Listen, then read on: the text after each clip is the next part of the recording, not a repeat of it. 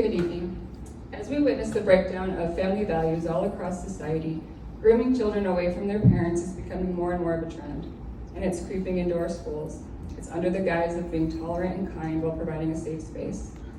Back in my day, it was more obvious. Groomers try to come across as kind by being friendly and by giving kids candy or something similar. When I was in 8th grade, my PE teacher was one of them. A few years later, he was a convicted pedophile. Luckily, I recognized his grooming behavior and stayed far away.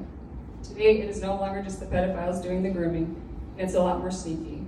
Some people in our schools and community, whether they know it or not, are paving the way for this behavior to be acceptable, leaving our kids vulnerable.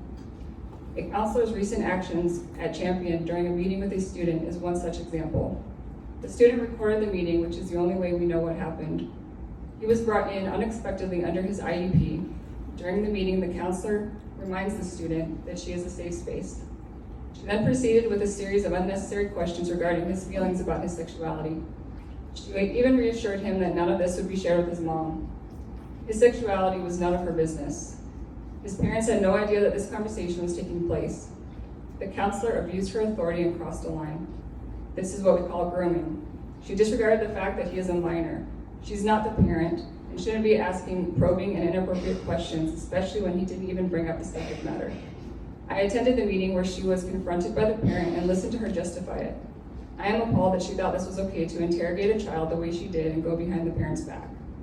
What I see happening on a larger scale, as we saw during Kindness Week, is a form of modern-day gang culture.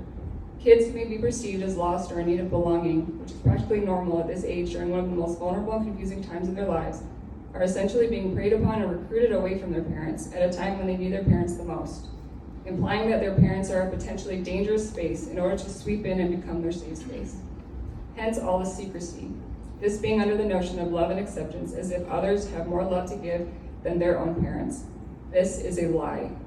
It doesn't matter how loving someone's intentions are. When a school counselor tries to get in between a parent and a child, a serious line has been crossed.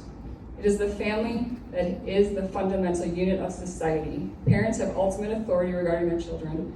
The schools exist to support the family unit, not to replace it. Boundaries regarding what's appropriate between adults and minors, sexuality being the biggest one, need to be set in place for a reason. They are there for everyone's protection and must never be crossed. Thank you. Good evening, Board. On April 24th, my son addressed the Boerne ISD Board of Trustees. He gave a compelling speech asking for changes to be made so that all students could be safe and protected from indoctrination. He wrote that speech himself. Sitting on the floor of my office, he dictated what he wanted to say, and I, as his advocate, helped him organize his thoughts so the speech would flow. He did an amazing job and spoke with integrity and conviction. So why did a school district licensed specialist in school psychology decide that it was okay to bring him in for a counseling session related to his IEP and ask him how he felt speaking to that board? If he was comfortable doing it, and if the words were his own, and if he could take ownership of them. He has, like anyone else, a fundamental right to freedom of speech. His integrity should not be questioned by any person of authority because it was his choice to speak and it was his words that he felt the board needed to hear. This form of intimidation will not be tolerated. It is a blatant disrespect of ethics. The counselor went on to ask my son many other inappropriate questions, including ones about his sexuality, noting that his parents would not be informed of their conversation due to confidentiality. I do not understand how any of this has to do with my son's education. It is a violation of parental rights and, quite frankly, a form of grooming to tell a child that if he shares intimate details with them, that they won't be shared with his parents. I don't care who you are or where you stand, it's wrong and it is grooming. Parental rights are an integral part of any student's education. I mentioned in my last speech that they are slowly becoming a vanishing commodity. I want to know that the BISD board, Dr. Price, and district staff all support parental rights. I am the Kendall County Chapter Chair for Moms for Liberty. We are a group of dedicated people fighting for our children's rights in education and our rights as parents in all aspects of our child's lives. Tonight, I am asking the board and Dr. Price to sign the Moms for Liberty resolution to uphold parental rights in this district. Show us that you truly have our backs as parents. Show us how you have integrity, accountability, and honor. Show us that parental rights matter in your district. Most importantly, show us on paper that the parents and students in your district are heard loud and clear. I'm going to leave the resolution up here on the podium for the board to sign. If they sign it, we hope it will be posted on the BISD website for everyone to see. Thank you.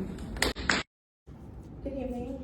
My name is Emily Hamby Irvine, and I'm here to speak specifically about parental rights.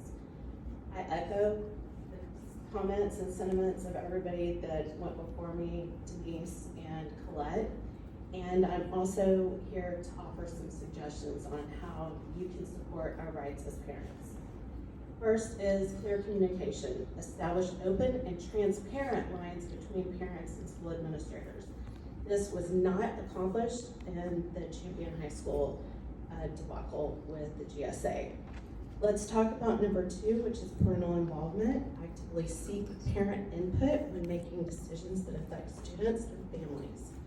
Number 3, parental rights, training for staff.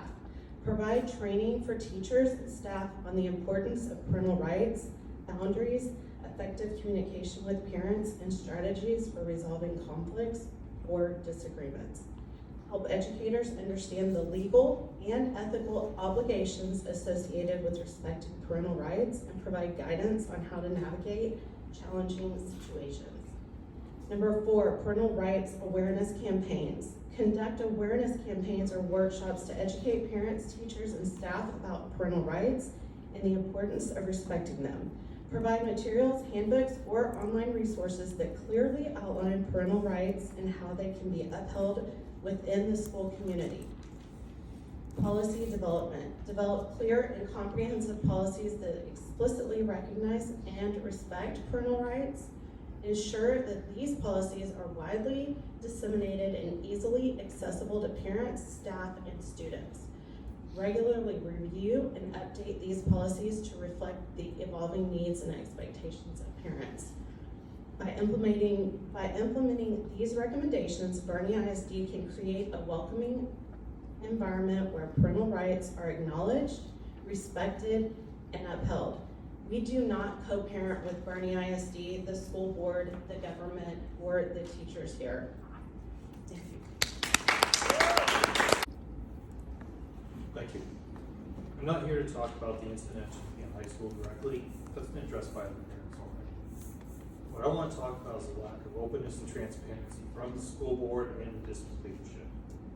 I think everyone, regardless of how they feel about the incident, they'd like to see a little bit more transparency and openness from it. To date, the district has refused to publicly acknowledge that the incident even happened. Privately, you have admitted that someone violated policy and invited a controversial speaker to talk to the students without the parents being notified, but you won't publicly admit this. You've also refused to provide any information on who was responsible or how the issue has been addressed. Rumor has it that you did fire the teacher responsible, but we don't know. Nobody on either side of this issue, whether they support the speaker or oppose the speaker, nobody knows. All we have to work off of is rumors because you won't tell us. Dr. Price, you're certainly being paid enough to take the time to be open with us. TA shows that you make $300,000 a year. I think for that kind of taxpayer-funded salary, you could take some time to be open with the parents and the voters in this district. Members of the board, you are in those seats because the voters put you there. You work for us, not the other way around. This school district does not own our children. We borrow our children for a few hours a day, and we expect you to be open with us and transparent. All of you need to do better. You serve at the pleasure of the voters. You work for us, not the other way around. In fact, you seem to have forgotten. Just because we have to fund you through our taxes doesn't mean we don't have a say here.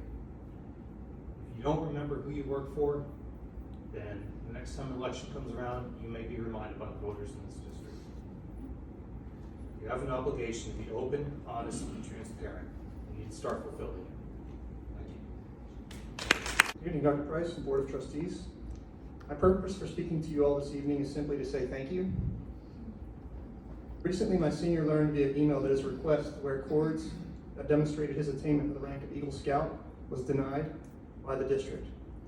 Within 3 days, this decision was changed, and administrative regulations were rewritten to allow the merit and community service through 501(c) community service organizations, which included the rank of Eagle Scout and Scouts BSA.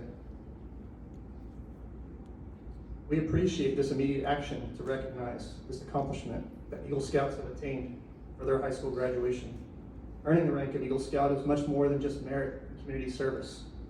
My concern goes well beyond whether Bernie ISD students can wear certain chords at graduation, but how regulations are reflected in documents that parents understand and may access.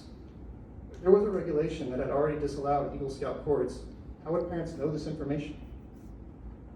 Other than receiving a request for permission to wear anything beyond what the school provides during graduation ceremonies doesn't exist. Bernie ISD is a highly respected and reputable public school system, but it could be so much better. If information as simple as what types of honor cords graduation where graduates were clearly identified to the parents in the community. How might you include parents and the larger Bernie ISD community in these decisions in the future so that the rules or administrative regulations are communicated to the greater school community? How can Bernie ISD provide more purposeful interactions between the community and the school system to reflect the values and beliefs of the greater Bernie ISD community? I appreciate your consideration of including administrative regulations in the student parent handbook and other documents so that parents can be more informed and included in the education and recognition of their students' achievements. Thank you.